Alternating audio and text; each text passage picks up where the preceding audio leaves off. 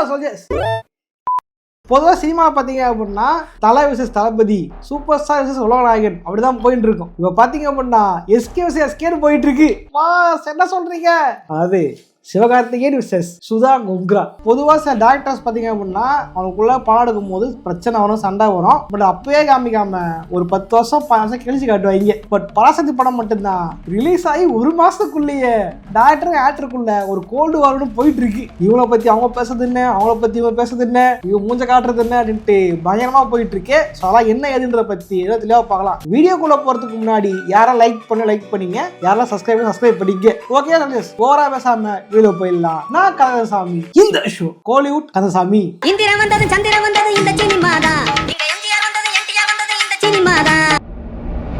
பொதுவாக சினிமாவில் பார்த்தீங்க அப்படின்னா இந்த மாதிரி சண்டைகள் பல வந்து கொண்டிருக்கும். இது முன்னாடி பார்த்தீங்கன்னா டைரக்டர் அமீருக்கும் ஆக்டர் கார்த்திகோட சண்டை வந்திருக்கும். இந்த படத்தில் ப்ரொடியூசரும் வந்து அமீர் இதெல்லாம் ஸ்டேட்மெண்ட்லாம் விட்டுருப்பாரு, மஞ்சள் தான் போயிருந்துக்கும் அந்த டைம். பட் அந்த படம் ரிலீஸ் ஆனதும் இவங்க சண்டை போட்டது எக்ஸ்போஸ் ஆனதும் லேட்டாக வந்திருக்கும். பட் இங்கே தான் வந்து படம் ரிலீஸ் ஆகி ஓடியில் வரதுக்கு முன்னாடியே வந்துருச்சு சண்டை. என்னன்னா வந்து ஒரு இன்டர்வியூவில் நம்ம எஸ்கே, ரவி மோகன், அப்போ நம்ம சுதாமன் எல்லாம் உட்காந்துட்டு இருப்பாங்க. சுதாமன் என்ன பண்ணிருப்பாங்க, அதை பற்றி பேசும்போது பெருமையாக பேசும்போது எஸ்கே மட்டும் வந்து மட்டத்தான் பேசியிருப்பாங்க. எல்லாரும் வந்து ஸ்கிரிப்ட் எல்லாம் பார்த்து ஒர்க் பண்ணுவாங்க. நம்ம ரவி மோகன்லாம் வந்து ஸ்கிரிப்ட் பார்த்து ஒர்க் பண்ணுவாரு. ஸ்கிரிப்ட் பார்க்குற பழக்கமே நம்ம எஸ்கே கிடையாது அப்படின்னு பேசியிருந்திருப்பாங்க அவன் சுதாமன். அதை காண்டை நம்ம எஸ்கே என்ன பண்ற அப்படின்னா போயிட்டு வேற இன்டர்வியூனா இல்ல, அதே இன்டர்வியூல அங்கேயே அவங்க முன்னாடியே என் கூட வந்து மாந்தா மாதிரிலாம் பேசாதீங்க, என்ன பக்கத்துல இருந்து பார்த்த மாதிரிலாம் பேசாதீங்க, உங்க ஸ்கிரிப்ட் படி உங்களுக்கு தெரியுமா, செட்ல ஜாலியா சுத்திக்கிட்டு இருந்தா ஸ்கிரிப்ட் பார்க்கல அர்த்தமா அப்படின்ட்டு தலையை வந்து கோவமா பேச வேண்டியது அப்படியே காமா பேசியிருப்பாரு.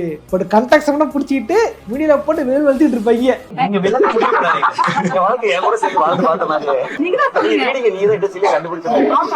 அது செட்ல ஜாலியா பேசுறது தானே, எனக்கு அதுவும் அது பெருசா தப்பா தெரியலையே. செட்ல ஜாலியா பேசுறது தான். அவங்க என்ன சொல்லியிருப்பாங்க, இது வந்து ஸ்கிரிப்டே படிக்க மாட்டாரு, அவரு ஸ்டடிப்பாரு அப்படின்ற மாதிரி பேசியிருப்பாங்க. பட் அவர் என்ன சொல்லியிருப்பாரு, நான் மாவீரனுக்கு படிச்சேன், இது எல்லாமே படிச்சுட்டு தான் நான் ஒர்க் பண்ணுவேன், ஏதோ ஜாலியா இருக்கனால நான் ஒர்க் பண்ணலன்னு அர்த்தம் இல்லை அப்படி சொல்லியிருக்காங்க. நீ நினைக்கலாம் இது வந்து சும்மா ஒரு சின்ன பேச்சு தான் அப்படின்ட்டு. பட் அதான் இல்ல, 2 பேருக்குள்ள ரொம்ப நாளாயிரம் கோல்டு வார் போயிட்டு இருந்திருக்கு, ஒரு பனிப்போர் போயிட்டு இருந்திருக்கு. அடுத்தது இன்டர்வியூ அவங்களே வந்து ஒத்துக்கிறாங்க 2 பேரும். அவரே சொல்றாரா, வெரி குட் பிரில்லியன்ட்.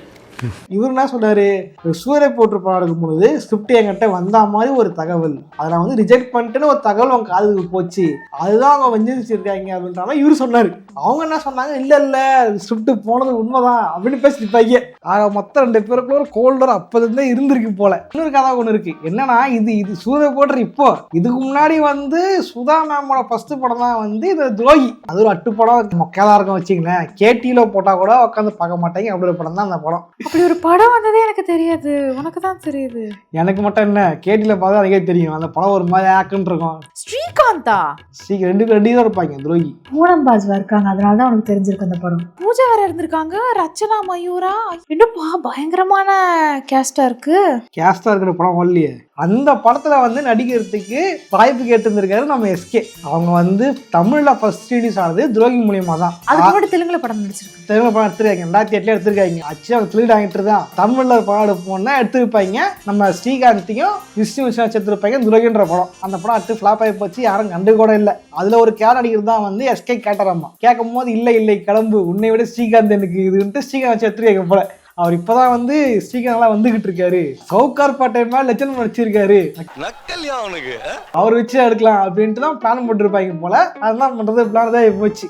அப்பவே வந்து எஸ்கே காண்டு போல, ஓகே என்ன வச்சு பாடுக்கல இரு அப்படின்ற மாதிரி இருந்திருப்பாரு. ஆக்சுவலி அவர் சந்தோஷம் தான் பட்டுக்கும், நல்ல வேலை இந்த படத்துல நம்ம நடிக்கல.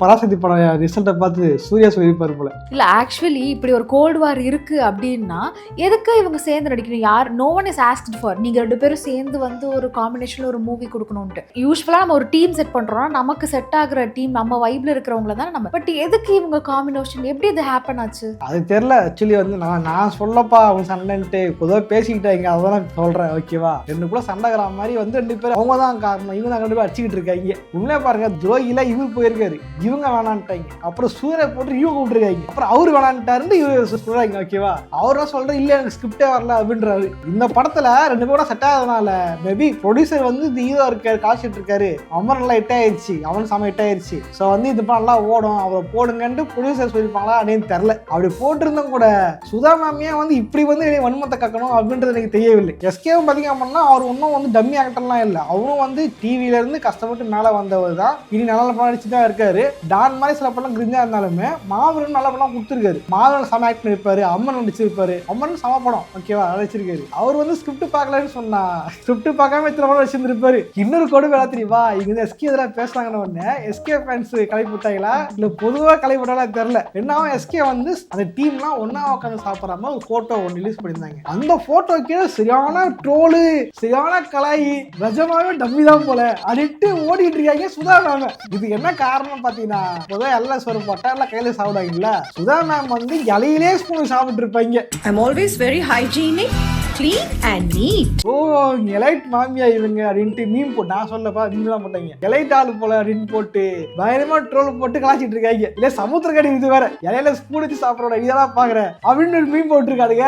அவங்க தான் வந்து ஒரு பேட்டியில வந்து வருத்தமா சொல்லியிருந்தாங்க, மேல் டைரக்டர்ஸ்க்கு ஈக்குவலா ஃபீமேல் டைரக்டர்ஸ்க்கு வந்து வாய்ப்புகளும் சேலரியும் அமையறது இல்லை அப்படின்ட்டு. அவங்களுக்கு ஈக்குவலா உனக்கு சேலரி மட்டும் வேணும், ஆனா ட்ரோல் வேணாமா, லோக்கில நாங்க அடிச்சு அடியில் என்ன ஆயிட்டோம் அப்படி தெரியுமா, நெல்சன் எல்லாம் பீஸ்ட் எப்படி பொழந்தோம் தெரியுமா அப்படின்ட்டு பயங்கர ஃபன்னா போயிட்டு இருந்துச்சு மீம் எல்லாம். ஆனா ஒத்துறேன் லோக்கி என்ன கூட வந்து ஏதாவது பஸ்ட் அவுட் ஆகி ஏதாவது வார்த்தை விட்டுருப்பா வச்சுக்கலாம். நெல்சன்லாம் ரொம்ப பாவம் மனுஷன். பீஸ்ட் அப்போ அவர் அடிக்கிற அடியே கிடையாது. என்ன அடி அதுக்கு முன்னாடி கொடுத்த பேட்டி தளபதியில உட்காந்து பேட்டி கொடுத்துருவாங்க தெரியுமா சன் டிவில, அதெல்லாம் வச்சு அவங்க ஓட்டாத ஓட்டே கிடையாது. நெல்சனை வந்து அதெல்லாம் அவ்வளவுதான், நெல்சனை புஞ்சி போயிடுச்சு. அதுக்கு முன்னாடி கொடுத்த டாக்டரேட்லாம் மறந்துட்டானுங்க. இந்த படம் வந்து எதிர்பார்த்தாலும் இல்லைன்ட்டு அப்படின்னு அடிச்சு நெல்சன் மொத்தம் படுக்க வச்சுட்டானுங்க. இது பத்தாதுக்குன்ட்டு ஜெயலலிதா பட வாய்ப்பையும் புனிட்டாங்க. ஜெயலலிதா ஒரு டாக்டரே கிடையாது, டாக்டரை மாத்திட்டாங்க, கேஸ் அவங்க உள்ள போட்டாங்கன்றலாம் இஷ்டத்துக்கு அவரை போட்டு பொழந்தாங்க. மனுஷன் வந்து எதுக்குமே பெருசா வந்து இல்ல ஓகே இருந்து ஜெயலலிதா இட்டு கொடுத்தாரு, திரும்ப கம்பேக் கொடுத்து ஜெயலலிதா 2 எடுத்துக்கிட்டு இருக்காரு. இந்த தெலுங்கு மக்கள் பாக்குறான். இதே மாதிரி லோக்கி என்ன லோக்கின அடிக்காத அடியா, லோக்கின மீன் போட்டு போடாத மீனா, லோக்கின என்ன பண்ணாலும் ட்ரோல் பண்றானு.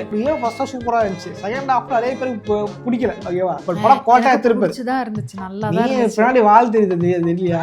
நான் எனக்குள்ள சொல்ல பொதுவா பல பேருக்கு பிடிக்கல, அது ஒரு கிரிட்டிசைஸ் பண்ணாங்க ஓகேவா. அப்படின்ற நம்ம சித்தப்பா இல்லையா தளபதி அப்பா அவரு சொல்லியா செகண்ட் ஹாஃப் ஒரு மாதிரி இருக்கு சார். செகண்ட் ஹாஃப்ல பலி கொடுத்ததுலாம் நடக்காதே ஏன் இந்த மாதிரிலாம் பண்றீங்க கேட்டதுக்கு நான் சாப்பிட்டுக்கிறேன் அப்புறமா போல் பண்றேன் அப்படின்ட்டு கட் பண்ணிட்டார் நம்ம லோக்கியன். அதுவும் ஒரு தகப்பனே வந்து பிள்ளைய வந்து இது பண்றதுலாம் சார் நான் சாப்பிட்டுட்டு இருக்கேன் அப்புறமா கூப்பிடுறேன் சார்.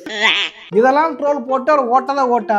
அவர்னா இந்த மாதிரி இந்த படம் ஓடாத காரணம் அஜித் ஃபேன்ஸ் தான், இது படம் ஓடாத காரணம் சூப்பர் ஸ்டார் ஃபேன்ஸ் தான், படம் ஓடாம பட்டாய்க்கு அப்படின்னு கதறியாரா. டைம் பாசிட்டே வெளியே வந்து படத்துல கிரிட்டிசைஸ் இருக்கு, நான் அடுத்த வரக்கிற படம்லாம் மாத்திக்கிறேன், படம் நீங்க ஓடலன்னு சொன்னாலுமே அந்த படம் வந்து ப்ரொடியூசருக்கு லாபகரமான படம் தான், இத்தனை பட்ஜெட் இவ்வளவு வருமானம் வந்திருக்கு, லாபம் தான் கொடுத்துருக்கு அப்படின்னு தான் மனுஷன் பாசிட்டா பேசிட்டு போறாரு. நீங்க அந்த மாதிரி பேசுனீங்களா, காலையில சக்சஸ் கொண்டாட்டு சாயங்காலம் வந்து ஒப்பாரி வைக்கிறீங்க. இந்த படம் ஓடாத காரணம் விஜய் ஃபேன்ஸ் தான், எல்லாம் வந்து கூட்ஸ், எல்லாரும் வந்து ரவுடிங்க அப்படின்ட்டு அவன் நான் பண்றான் ரவுடிசம் பண்ணுண்டா அப்படின்ட்டு வடச்சனை சுத்திட்டு இருக்கானுங்க. படம் நீங்க எடுத்த படம்ன்றது எப்பயுமே புரிஞ்சுங்களா, எல்லாம் கலை படைப்புங்க 100% திருத்தி பார்த்து சொல்ல முடியாது. எல்லா படமும் எல்லா ஒருத்தருக்கு பிடிக்கும் ஒருத்தருக்கு பிடிக்காது. சுறா படம் தான் சொல்றேன், விஜயோட நிறைய பேர் ஓட்டாம் படம் பார்த்தா சுறா படம் தான். சுறா படமே சில பேருக்கு பிடிக்கும், எல்லாருக்கும் பிடிக்காதான் சொல்ல முடியாது. ஆமா எனக்கு பிடிக்கும். ஏய் ஸ்கிரீனை மறைந்து பாரு இன்டர்வியூ வாழ சொல்றேன், எல்லாருக்கும் பிடிக்கும் சில பேருக்கு பிடிக்காது. அதுக்காக வந்து படம் ஓடாம பண்ணிட்டாங்கன்னு விற்கிறது இது அழுகிறதுன்றது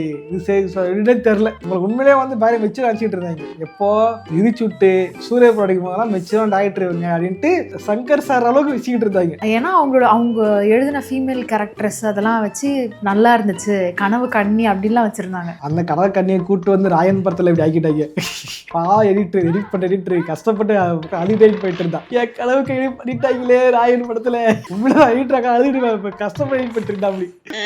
ஸோ இந்த மாதிரி வந்து அவங்க அந்த மாதிரி பண்ணதுதான் வந்து இங்கே ரொம்ப ஒரு சைல்டிஷாக ஒரு இதாக போயிடுச்சு. மனசோட எவ்வளோ கலாச்சும் தெரியுமா, நீயே வந்துக்கிற அப்படின்ட்டுலாம் மீன் போட்டுருந்தாங்க. ஸோ இதுதான் இந்த எஸ்கேக்கும் இந்த எஸ்கேக்கும் நடக்கிற ஒரு பெரிய கோல்டு வார். திரும்ப 2 பேரும் சேர்ந்து படம் பண்ணுவாங்களான்னா அது கேள்விக்குறி தான். சுதா மேம் வந்து ஒன்றும் இல்லைப்பா அடுத்த சிரிப்பு தான் 2 பேரும் சட்டம் போட்ட பார்த்தா காமெடியாக இருக்கு. அவர் ஒன்று சொல்ல ஹீரோ ஒன்று திட்ட. இதை பற்றி எனக்கு கவனம் கமெண்ட் பண்ணுங்க, யார் சரி யார் தப்பு பண்ணுறா கவனம் கமெண்ட் பண்ணுங்க. பட் தெரிஞ்சுக்கிறேன் எனக்கு 2 பேரும் அடிச்சதை பார்த்தா சிரிப்பாக தான் இருக்கு. ஏன்னா காமெடியாக இருக்குன்ற மாதிரி இருந்துச்சு தவிர எனக்கு அஃபர்ட்ஸ் எல்லாம் எதுவும் இல்லை, ஹார்டா இல்லை, பண்ணதான் இருந்துச்சு. ஸோ வந்து என்னோட கருத்து உங்க கருத்து என்ன கவனம் சார் பண்ணுங்க. வீடியோ லைக் போட்டு போங்க. நானும் இதே மாதிரியான இன்னொரு சுவாரஸ்யம் சந்திக்கிறேன்.